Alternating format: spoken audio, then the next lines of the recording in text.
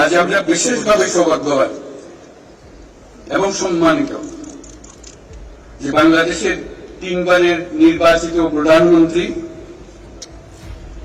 বীর মুক্তিযোদ্ধা শহীদ রাষ্ট্রপতি জিয়াউর রহমানের স্ত্রী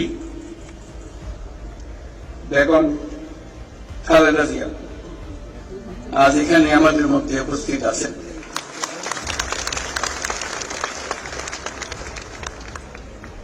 এক যুগ ধরে তিনি এই মহাসম্মেলনে অংশগ্রহণ করার সুযোগ পান নাই, আজকে সুযোগ পেয়েছেন। আমরা সবাই আনন্দিত এবং গর্বিত যে আমরা এই সুযোগ দিতে পেরেছি আপনাকে।